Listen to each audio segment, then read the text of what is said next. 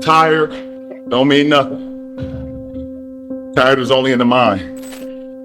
You tell yourself you're tired, you're gonna be tired. I don't get tired. I'm going to beat you. I'm going to let you know I beat you. I'm going to want you to reconsider your professional life choice.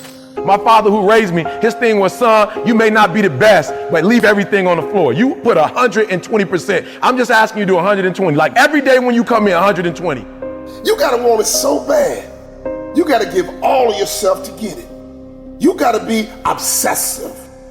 Because I didn't grow up with things being handed to me. I had to work hard, I had to dedicate myself, and I had to be determined, and I was. The bottom line is that if you're talking about beating everybody else on the planet to a thing, what you're actually talking about is what are you prepared to sacrifice psychologically, physically, existentially, relationally, socially, in terms of your self-esteem, your confidence, everything, right? All of that.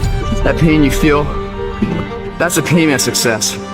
You must be willing to shoulder that pain to get success. And success is something that's a very lonely path in this world. Because few are willing to make that down payment of pain for that futurement of success, a better life.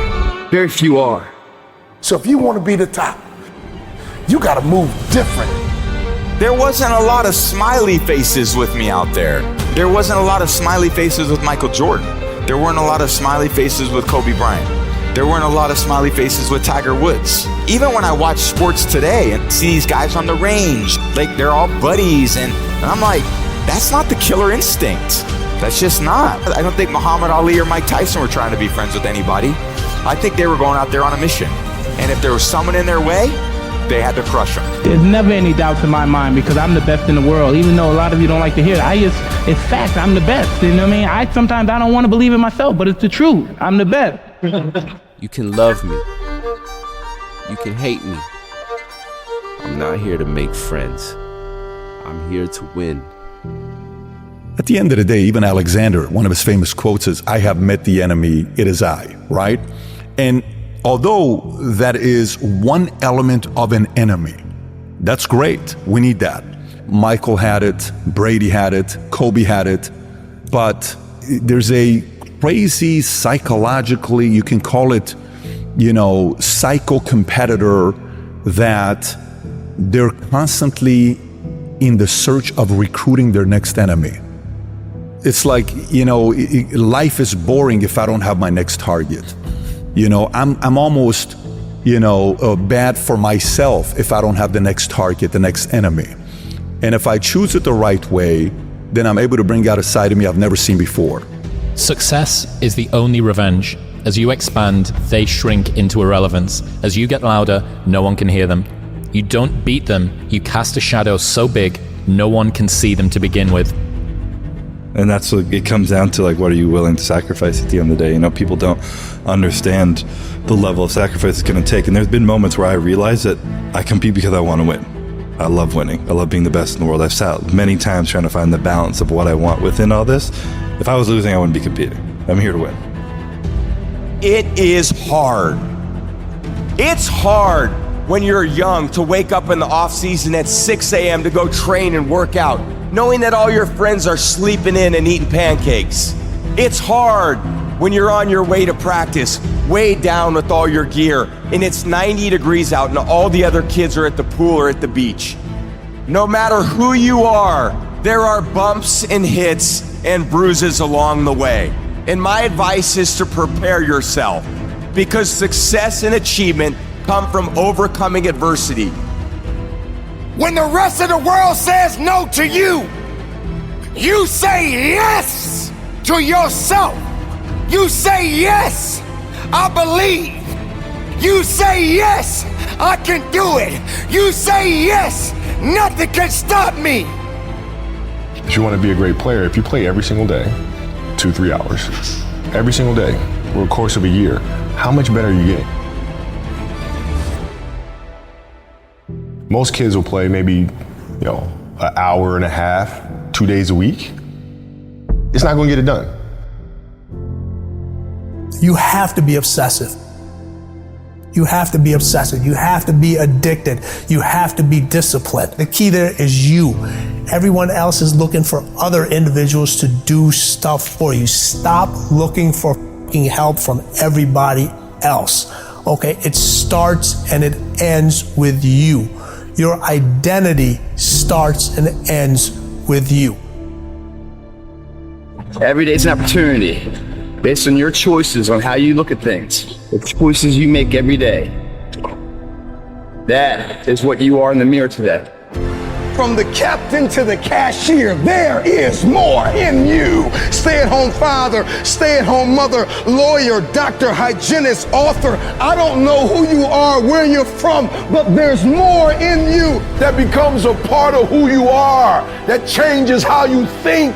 That changes how you move. That changes how you behave. If you could become an executor, if you could execute, I'm talking about learn it. I'm talking about put it deep within, not you hear it. You have to realize that there's always work to do, and you want to be the hardest working person in whatever you do, and you'll put yourself in position to be successful. Muhammad Ali said, suffer now and live the rest of your life a champion, because he knew that the training wasn't killing him. The training was making him. It was forging him in fire. I got to trust that nothing out there can stop who I am inside. You got to stand on your faith. You got to stand on your strength. You got to stand on who you are.